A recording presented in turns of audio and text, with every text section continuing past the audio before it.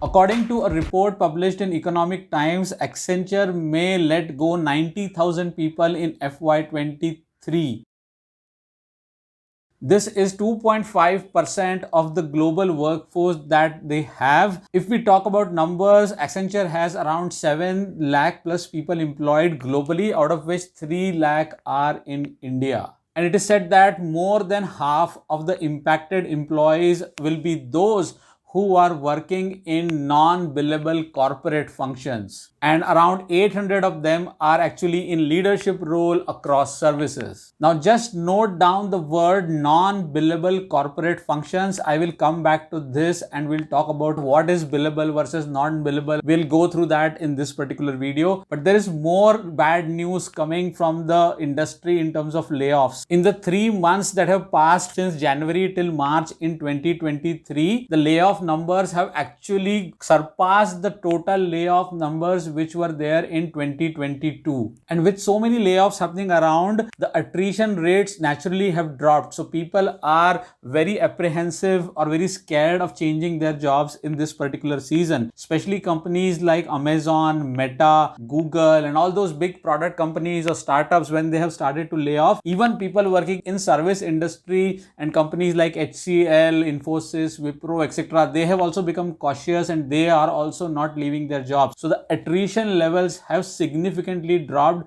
as compared to the recent past in 2022 or 2021. And companies have a lot of pressure in terms of improving their margins. Right now, the margins are actually even lower than what they were in the pre-COVID times. And one sure short way of improving the margins is actually to reduce the employee cost. So it is a very clear indication that if they have to reduce employee cost, A, they have to let go few people, which is what is happening with Accenture. And second is companies will become very selective with respect to the kind of hikes that they will give in the upcoming appraisals. So they may not give that great appraisal hikes in order to reduce costs, or they may become very selective and give hikes to only few select people who qualify as top performer or top talent. Of course, one more reason for the layoffs is that a few companies have actually overhired. So they have hired a lot more people than they actually needed. That is also one more reason why they have to let go a lot of workforce. But if we have to look at it broadly, there are 4 or 5 type of categories in which you can divide IT employees, and then we can associate each category with a reason why they get impacted. So the number one reason, of course, is non-performance. So if somebody is consistently over the years not performing good, then they are probably the target to go out first. And this also includes some of the people who get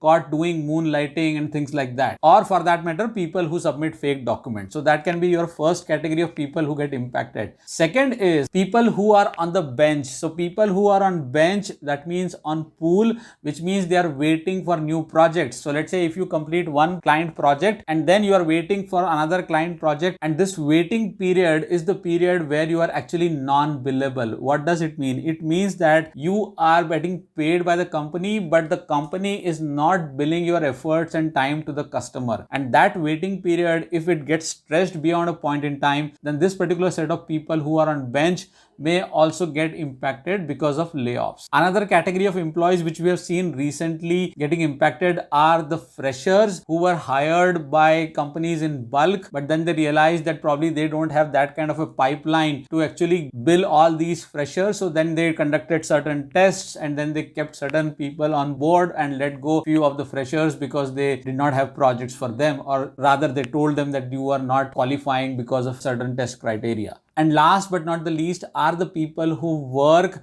in non-billable corporate functions. When I say corporate functions, I mean people who work in admin department or support functions, let's say HR, finance, etc. So these are the people who may get impacted as well, because they don't directly get billing for the company. They don't directly work on customer projects. They work indirectly because they take care of certain important functions which are actually required to run the business, but they are not directly billable. So in times where companies have to cut cost, these non-corporate functions become a target as well. So if you are doing some work which is a client deliverable where you know the customer is paying and you are not non-billable, I don't think there is anything to worry as such.